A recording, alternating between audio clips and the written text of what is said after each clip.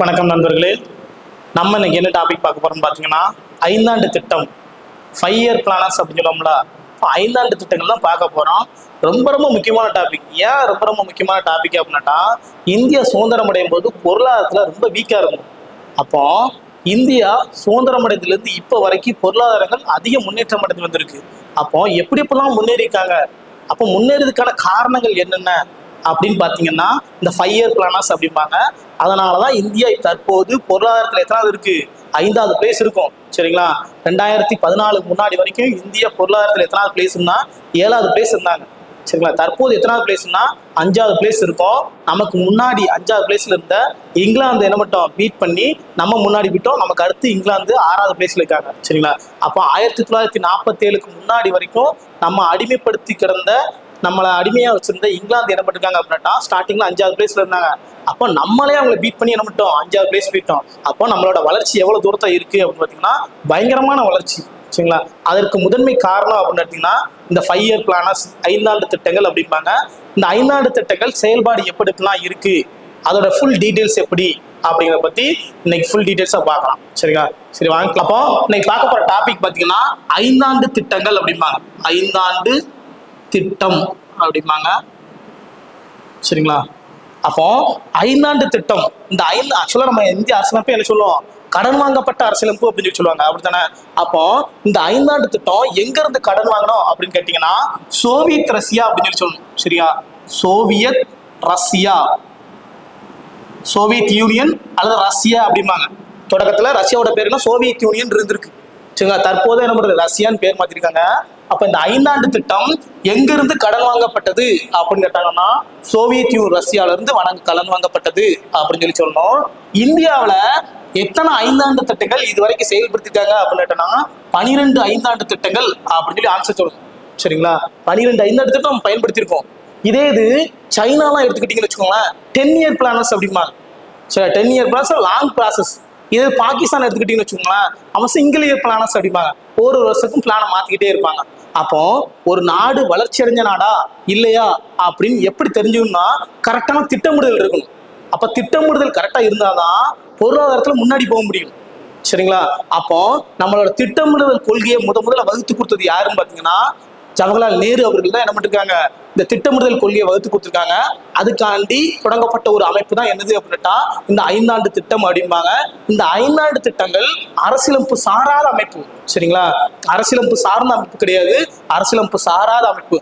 அதனால என்ன பண்ணிருக்காங்க அப்படின்னா ஃபுல் பொருளாதார நாடு முன்னேறதுக்கு முதன்மை காரணமாக விளங்கும் அப்படின்னா இந்த 5 இயர் பிளானர்ஸ் அப்படின்னு சொல்லி சொல்லுவாங்க. சரிங்களா?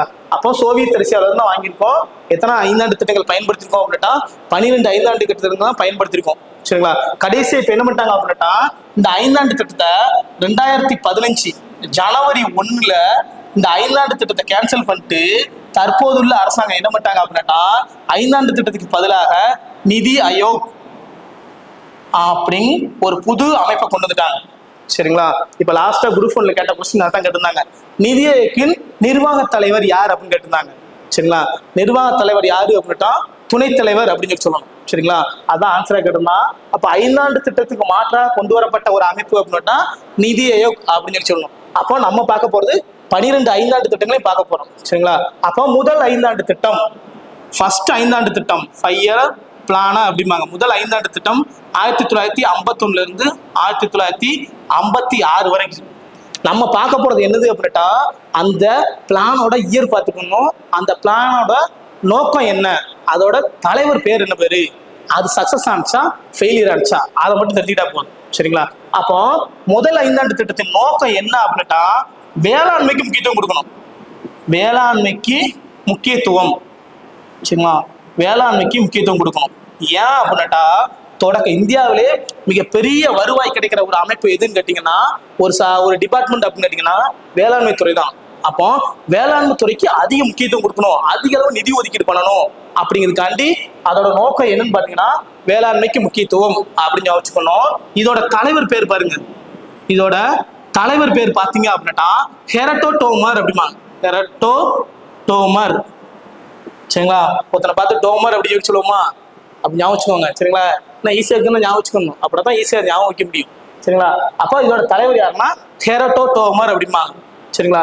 அப்போ இதோட பிளான் எவ்வளவு வச்சிருந்தாங்கன்னா 3.6% தான் இதோட டார்கெட் வச்சிருந்தாங்க.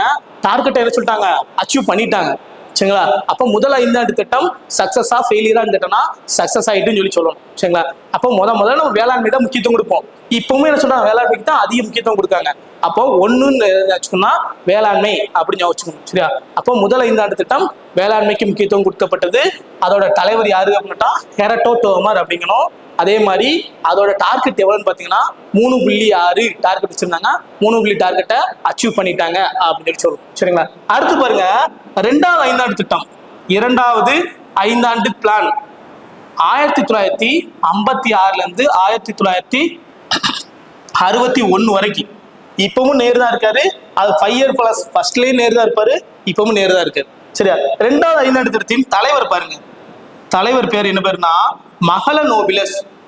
மகள நோபிலஸ். சரிங்களா. மகள நோபிலஸ் ஞாபகம் வச்சுக்கணும்.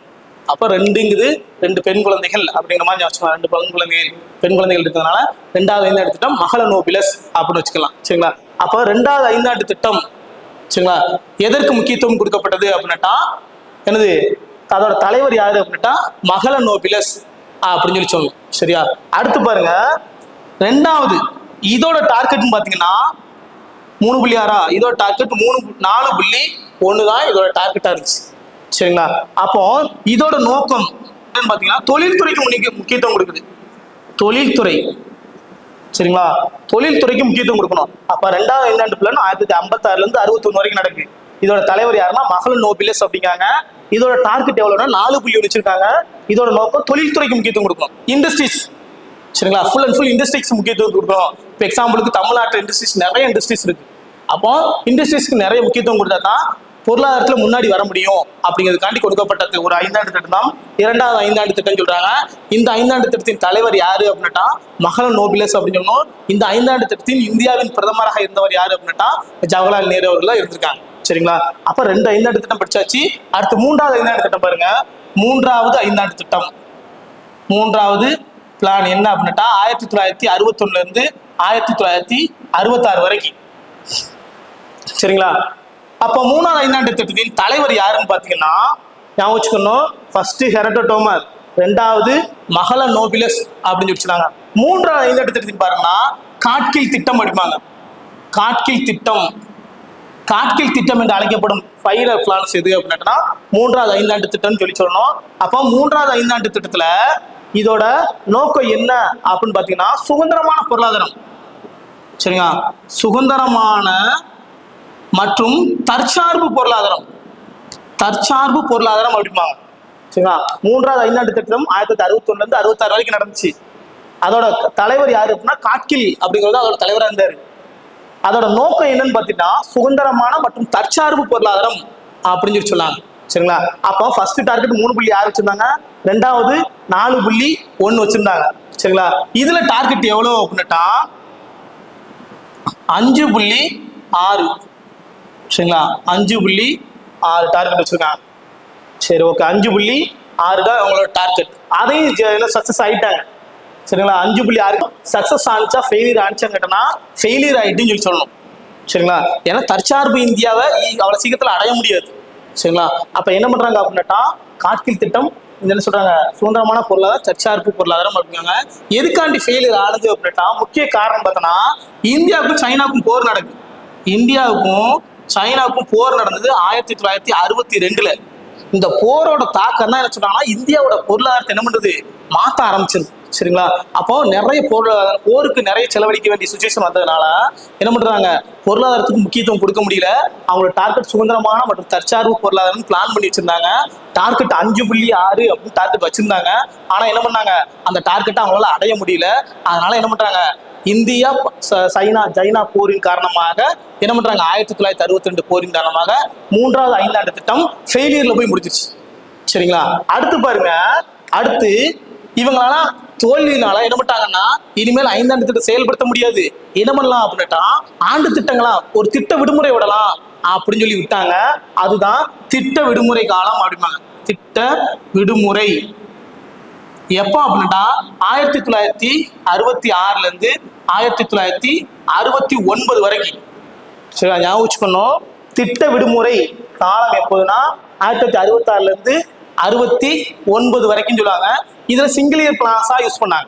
சரியா, ஒவ்வொரு வருஷமும் என்னென்ன பிளானு, அதுக்கு எவ்வளவு அமௌண்ட் ஒதுக்கணும், அதுக்கான திட்டங்களை ஒதுக்கணும் அப்படிங்கிறதுக்காண்டி போடப்பட்டதுதான் இந்த பிளானர்ஸ். சரிங்களா, அப்ப மூணாவது ஐந்தாண்டு திட்டத்தில் யார் பிரதமரா இருந்தாங்கன்னா 3 பேர் இருந்திருக்காங்க. சரிங்களா, யாரு? ஜவஹர்லால் நேரு, ரெண்டாவது என்ன சொல்றாங்க, இந்திரா காந்தி இங்கதான் இருந்திருக்காங்க. சரிங்களா, லால் பகதூர் சாஸ்திரி இவங்களும் இங்க பண்றாங்க, இங்கதான் இருந்திருக்காங்க. அப்போ 3 பேர் இந்த மூணாவது ஐந்தாண்டு திட்டத்தில் இருந்திருக்காங்க. அது ஃபெயிலியர் ஆயிட்டு அடுத்து 4வது ஐந்தாண்டு திட்டத்தில் யார் வராங்க அப்படின்னா இந்திரா காந்தி வராங்க. சரி, திட்ட விடுமுறை யாருன்னா இந்திரா காந்தி விடுறாங்க. 1966 இருந்து 69 வரைக்கும் இருக்காங்க. சரிங்களா, அப்போ 69க்கு அப்புறம் திரும்ப என்ன பண்றாங்க, 5 இயர் பிளான்ஸ் ஆரம்பிக்காங்க. யார் ஆரம்பிக்கிறாங்கன்னா இந்திரா காந்தி தான் ஆரம்பிக்கிறாங்க. சரிங்களா, இந்திரா காந்தி அவங்க என்ன பண்றாங்க அப்படின்னா அடுத்து ஒரு 5 இயர் பிளான்ஸ் போட்டாங்க. அதுதான் எத்தனை, 4வது ஐந்தாண்டு திட்டம். 4வது ஐந்தாண்டு திட்டம் 1969 இருந்து 1974 வரை போடுறாங்க. சரிங்களா, 1969 இருந்து 74 வரை போடுறாங்க. இந்த திட்டத்துக்கு என்ன பண்றாங்க அப்படின்னா தலைவர் கிடையாது. ஏன் அப்படின்னா இந்தியாவின் இரும்பு பிரதமர், இரும்பு பெண் பிரதமர் அப்படின்னா யார சொல்லுவாங்கன்னா இந்திரா காந்தி தான் சொல்லுவாங்க. ஏன்னா அவங்க டெசிஷன் எடுக்கும்போது யாரும் கேட்க மாட்டாங்க. நம்ம ஜெயலலிதா மேம் இருக்காங்களா, அவங்க மாதிரி தான் டெசிஷன் எடுத்தாங்க அப்படின்னா அவங்க தான் டெசிஷன் எடுப்பாங்க. சரிங்களா, அப்போ 4வது ஐந்தாண்டு திட்டத்துக்கு யாரு தலைவர்னு கேட்டானா தலைவரே கிடையாது. சரிங்களா, அப்போ 4வது ஐந்தாண்டு திட்டத்துக்கு எவ்வளவு டார்கெட் வைக்காங்க அப்படின்னா டார்கெட் எவ்வளோன்னா 5.7 டார்கெட் வைக்காங்க. சரிங்களா, 5.7 டார்கெட் வைக்காங்க. ஆனா இந்த சைனா போரின் தாக்கம் குறையாம இருக்குது. சரிங்களா, அது இல்லாம இந்த டைம் என்ன பண்றாங்க, 1971 இந்தியாவுக்கும் என்ன பண்றாங்க, பாகிஸ்தானுக்கும் போர் நடக்கு 1971. சரிங்களா, அப்போ 4வது ஐந்தாண்டு திட்டம். சரிங்களா, சுயசார்பு மற்றும் தற்சார்பு வளர்ச்சி அப்படிமா. சரிங்களா, சுயசார்பு வளர்ச்சி மற்றும் தற்சார்பு வளர்ச்சி அப்படிமா. சரிங்களா, அப்போ 5.7 டார்கெட் வச்சிருக்காங்க. ஆனா அவங்க டார்கெட் அடைஞ்சது 3.3 தான் அடைஞ்சாங்க. அதனால என்ன பண்ணிட்டாங்க, இந்த 4வது ஐந்தாண்டு திட்டம் ஃபெயிலியர்ல கொண்டு போய் முடிச்சிட்டு. சரிங்களா, அப்ப 4வது ஐந்தாண்டு திட்டம் 1969 இருந்து 1974 வரைக்கும் நடந்துச்சு. அப்போ அதோட டார்கெட் எவ்வளவு வச்சிருந்தாங்கன்னா 5.7 வச்சிருந்தாங்க. ஆனா 3.3 தான் டார்கெட் அடைஞ்சாங்க. ஏன் அப்படின்னா இந்தியா பாகிஸ்தான் போர் 1971 நடந்திருக்கும். அதனால என்ன பண்றாங்க, அவங்களால சக்சஸ் பண்ண முடியல. இதோட நோக்கம்னு பாத்தீங்கன்னா சுயசார்பு மற்றும் தற்சார்பு பொருளாதாரம் அப்படிம்பாங்க. சரிங்களா, சுய முன்னேற்றம் மற்றும் தற்சார்பு முன்னேற்றம் அப்படிம்பாங்க. ஆனா அடைய முடியல. ஏன்னா அந்த டைம்ல சொல்லலாம் தற்சார்பு அடைய முடியாது, நமக்கு போதுமான என்ன சொல்றாங்க அரிசி கோதுமை உற்பத்திலாம் அவ்வளவு அதிகமா இல்லை. அதுக்கப்புறம் தான் என்ன சொல்றாங்க, அந்த டைம்ல பசுமை புரட்சி கொண்டு வர ஆரம்பிச்சாங்க. பசுமை புரட்சி பார்த்திருப்போம்ல, அவங்க கொண்டு வரதுனால அதுக்கப்புறம் என்ன சொல்றாங்க நிறைய திட்டங்கள் வகுக்க ஆரம்பிச்சாங்க. இதுக்கடையில 6வது ஐந்தாண்டு திட்டம், ஐந்தாவது ஐந்தாண்டு திட்டம் அப்படிமா. ஐந்தாண்டு திட்டம். சரி, 5வது ஐந்தாண்டு திட்டம் எப்ப கொண்டு வந்திருக்காங்க அப்படின்னா 1974 இருந்து 1979 வரைக்கும். சரி, இந்த டைம்ல பிரதமரா இருக்குது யாருன்னு பாத்தீங்கன்னா இந்திரா காந்தி தான் இருப்பாங்க. இவங்களோட 5வது ஐந்தாண்டு திட்டத்தின் நோக்கம் என்ன அப்படின்னா ஞாபகம் வச்சுக்கணும். 5 அப்படின்னா எப்படி ஞாபகம் வச்சுக்கணும், பொக்லைன் ஞாபகம் இருக்கா? அப்போ என்னது, பொக்லைன் சுரங்க தொழிலுக்கு பொக்லைன் தோன்றாங்க. அப்ப 5 அப்படின்னா சுரங்க தொழிலுக்கு முக்கியத்துவம் கொடுக்கணும், சுரங்க தொழிலுக்கு முக்கியத்துவம் கொடுக்கணும் அப்படின்னு ஞாபகம் வச்சுக்கோங்க. அப்ப 5வது ஐந்தாண்டு திட்டத்துக்கு தலைவர் யாருன்னு கேட்டனா டிபி தார் அப்படிம்பாங்க. டிபி தார் அப்படிங்கிறவங்க என்ன பண்ணுவாரு, 5வது ஐந்தாண்டு திட்டத்துக்கு தலைவரா இருப்பாரு. இதோட டார்கெட் எவ்வளவு வைப்பாங்கன்னா 4.4 தான் டார்கெட் வைப்பாங்க. ஆனா 4.8 அடிச்சு என்ன பண்ணுவாங்க, இந்த 5வது ஐந்தாண்டு திட்டம் சக்சஸ் ஆயிரும். சரிங்களா, அப்ப ஞாபகம் வச்சுக்கணும், 5வது ஐந்தாண்டு திட்டம் 1974 இருந்து 79 வரைக்கும் நடக்கும். இதோட நோக்கம் என்ன அப்படின்னா சுரங்க தொழிலுக்கு முக்கியத்துவம் கொடுக்கணும். 5 சுரங்கத்தை தோண்டணும், ஜேசிபி வச்சு சுரங்கத்தை வந்து தோண்டணும் ஞாபகம் வச்சுக்கோங்க. சரிங்களா, அப்படிதான் ஈஸியா ஞாபகம் வச்சுக்கலாம். அடுத்து பாருங்க, இதோட தலைவர் யாருன்னு பார்த்தோன்னா டிபி தார் அப்படி ஞாபகம் வச்சுக்கலாம். சரியா, அடுத்து 3 பாருங்க, அதோட நோக்கம் என்னன்னா டார்கெட் எவ்வளவுன்னா 4.4 வச்சிருக்காங்க. 4.8 அடிச்சு என்ன சக்சஸ் பண்ணிடுறாங்க. இதுக்கு இடையில என்ன பண்றாங்க அப்படின்னா 1977 என்ன பண்றாங்கன்னா ஆட்சி மாற்றம் ஏற்படுது. சரிங்களா, 1977 யார் ஜெயிக்காங்கன்னு பார்த்தோம்னா மொரார்ஜி தேசாய் ஜெயிக்காங்க. காங்கிரஸ் இல்லாத முதல் பிரதமர் யாரு? மொரார்ஜி தேசாய் என்ன பண்றாங்க, வின் பண்றாரு. வின் பண்ணி என்ன பண்றாங்க, 1977ல ஆட்சியை பிடிக்காரு. சரிங்களா? அப்போ அதுக்கு முன்னாடி இருந்த இந்திரா காந்தி, ஆக்சுவலா இந்திரா காந்திட்ட ஒரு அமைச்சரா இருந்த, நிதி அமைச்சரா இருந்தவர் தான் யாரு, மொரார்ஜி தேசாய். அவரோட செயல்பாடு பிடிக்காம மொரார்ஜி தேசாய் தனித்து செயல்பட்டு ஒரு புதிய கவர்மெண்ட்டை உள்ள கொண்டு வராங்க. சரி, ஓகே.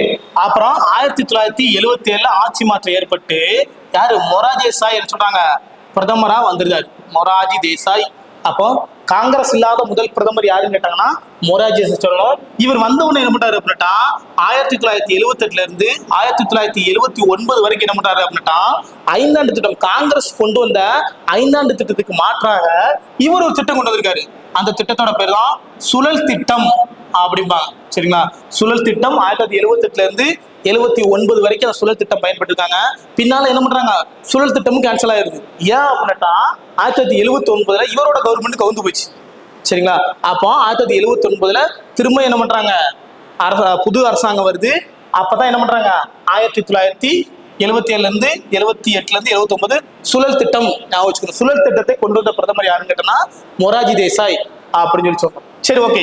திரும்ப யார் வராங்க அப்படின்னா 1980ல இருந்து 1985 வரைக்கும் ஆறாவது ஐந்தாண்டு திட்டம், ஆறாவது ஐந்தாண்டு திட்டம் அப்படிமா, ஐந்தாண்டு திட்டம் கொண்டு வராங்க. ஆறாவது ஐந்தாண்டு திட்டம் கொண்டு வராங்க 1980ல இருந்து 85 வரைக்கும் அப்படிம்பாங்க. அப்ப ஆறாவது ஐந்தாண்டு திட்டத்தின் முதன்மை நோக்கம் என்னன்னா வறுமையை ஒழிக்கணும், வறுமை ஒழிப்பு அப்படிம்பாங்க. சரிங்களா? இதோட ஹிந்தி பேர் என்ன, ஹர்பி, ஹர்பி ஹரோட்டோ அப்படிம்பாங்க. ஹர்பி ஹரோட்டோ எந்த ஐந்தாண்டு திட்டத்தில் செயல்படுத்தப்பட்டது அப்படின்னு கேட்பாங்க. அப்ப என்ன சொல்லணும் அப்படின்னா என்னது, ஆறாவது ஐந்தாண்டு திட்டத்தும் வைப்பாங்க. அப்போ வறுமையை ஒழிக்கணும். சரிங்களா? அப்போ வறுமைன்னா என்ன மீனிங், ஒரு நாளைக்கு 2 டைம் சாப்பாடு கூட இல்லை அப்படின்னா அவங்க வறுமை கோட்டு கீழே இருக்காங்க அப்படிங்கிறதுக்கான மீனிங். சரிங்களா? அப்போ ஒரு 2 டைம் சாப்பாடுனா என்ன மீனிங், ஒரு நாளைக்கு 2400 கலோரி கீழே சாப்பிட்றாங்க அப்படின்னா அவங்க வறுமை கோட்டில் இருக்காங்க அப்படின்னு சொல்லி அர்த்தம். சரிங்களா? அப்ப என்ன சொல்றாங்க அப்படின்னா வறுமை அப்படிங்காங்க. தற்போது இந்தியாவின் வறுமை எவ்வளவுன்னா 21.9%. அதே இது தமிழ்நாட்டின் வறுமைன்னு பார்த்தோன்னா 8.9%. அப்போ இந்தியாவிலேயே வறுமை கொஞ்சம் கம்மியா இருக்கிற மாநிலம் கேட்டோம்னா நம்ம தமிழ்நாடு தான். ஏன்னா எஜுகேஷன் அதிகமா இருக்கும். கேரளாவெல்லாம் வறுமையோட அளவு கம்மியா இருக்கும். பீகார்ல பாத்தீங்கன்னா வறுமை அதிகமா இருக்கும். என்ன ரீசன் அப்படின்னு பாத்தீங்கன்னா அங்க வறுமை அதிகமா இருக்கும், அதனால எஜுகேஷன் கம்மியா இருக்கும். சரிங்களா? அப்ப ஞாபகம் வச்சுக்கணும், ஆறாவது ஐந்தாண்டு திட்டத்தின் முதன்மை நோக்கம் என்னன்னா வறுமையை ஒழிக்கணும். இதோட டார்கெட் எவ்வளவு வைக்காங்கன்னா 5.2 டார்கெட் வைக்காங்க.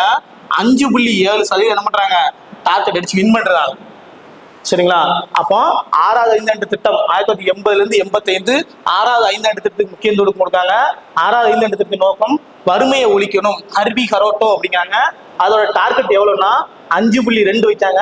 5.7 டார்கெட் வச்சு என்ன பண்றாங்க, வின் பண்ணிடுறாங்க.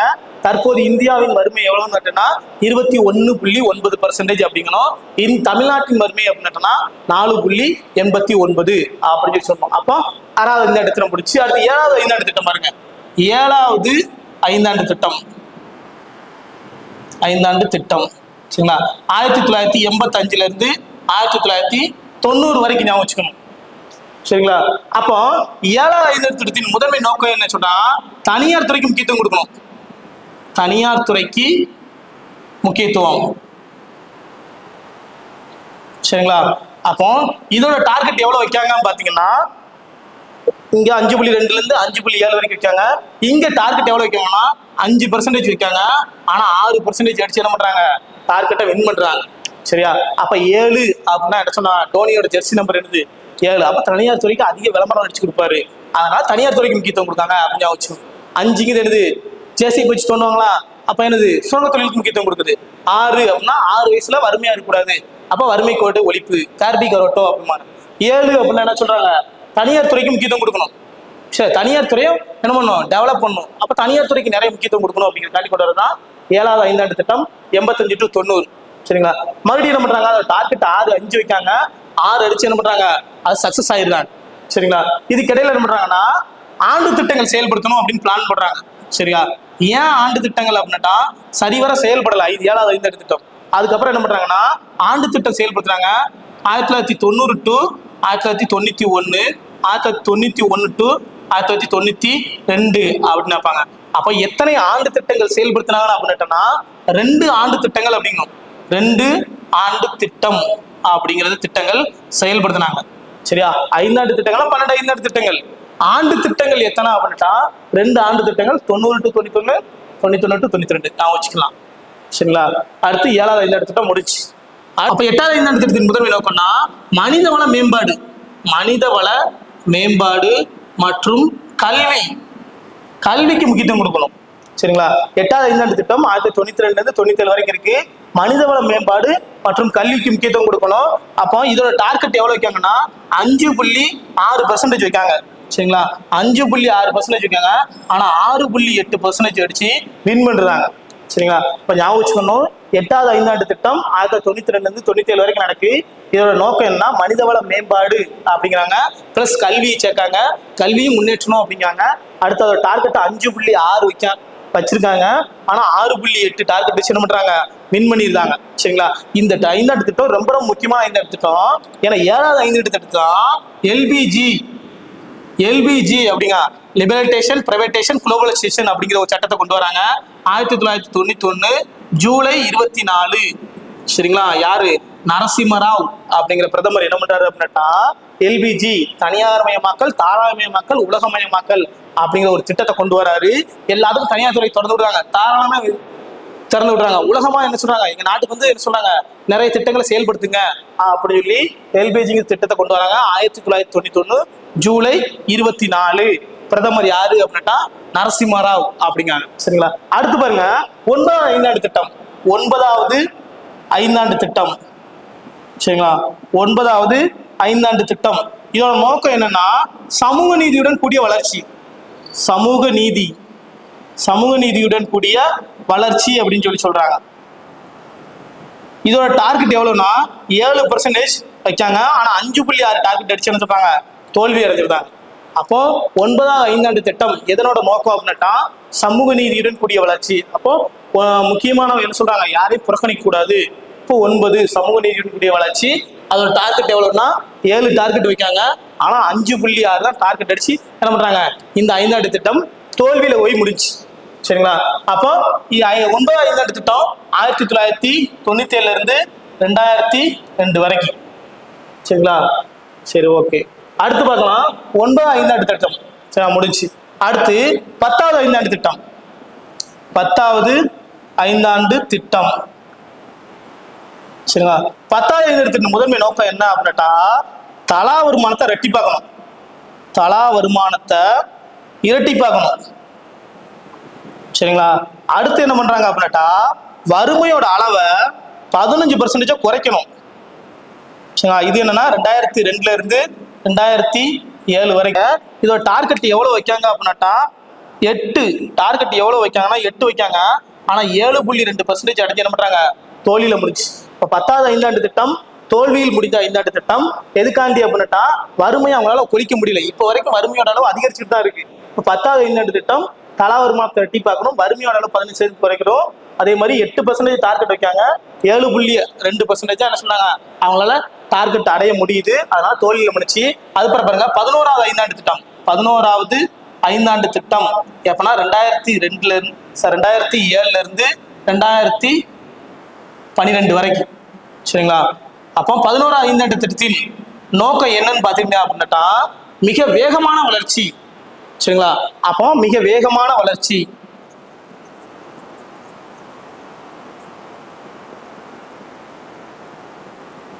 அப்போ இதோட டார்கெட் எவ்வளவுனா 8.1% வைக்காங்க. ஆனா 7.9% என்ன பண்றாங்க? டார்கெட்டை அச்சீவ் பண்றாங்க.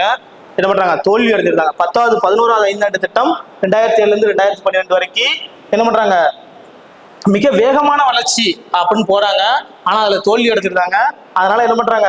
8.1% டார்கெட் வைக்காங்க. 7.9 தான் என்ன சொல்றாங்க அடைகிறாங்க, தோல்வி அடைஞ்சிருக்காங்க. அடுத்து 12வது 5 ஆண்டு திட்டம். 12வது 5 ஆண்டு திட்டத்தை பாத்தீங்கன்னா 2012 இருந்து 2017 வரைக்கும் டார்கெட் வச்சிருக்காங்க. இதோட நோக்கம் என்ன சொன்னாங்கன்னா அதாவது இது மிக வேகமான வளர்ச்சியா. அப்ப என்ன சொல்றாங்க? மிக வேகமா வளர்ச்சி அடைஞ்சாலும் என்ன ஸ்டெடியா வளர்ச்சி அடையணும். சரியா? நிலையான வளர்ச்சி. 12வது 5 ஆண்டு திட்டம் நிலையான வளர்ச்சி அப்படின்னு சொல்றாங்க. ஆனா என்ன பண்றாங்க, 2014 என்ன பண்றாங்க, ஆட்சி மாற்றம் ஏற்படுது. ஆட்சி மாற்றம் ஏற்பட்டோன்னா தற்போதுல அரசாங்கம் என்ன பண்றாங்க அப்படின்னா 2014 ஆட்சியில மாறுறாங்க. ஆட்சி மாற்றம் ஏற்பட்டோன்னா காங்கிரஸ் கொண்டு வந்த 5 ஆண்டு திட்டத்துக்கு மாற்றாக தற்போதுல அரசாங்கம் என்ன பண்றாங்க, 5 ஆண்டு திட்டத்தை கேன்சல் பண்ணிட்டு என்ன பண்றாங்க, புதிய ஒரு திட்டம் கொண்டு வராங்க. அந்த திட்டத்தோட பேர் தான் நிதி ஆயோக் அப்படின்னு சொல்றாங்க. அப்ப நிதி ஆயோக் கொண்டு வரப்பட்ட நாள் எப்போது அப்படின்னா 2015 ஜனவரி 1 அப்படின்னு சொல்லணும். அப்போ 12 5 ஆண்டு திட்டங்கள் நம்ம பார்த்துருக்கோம்.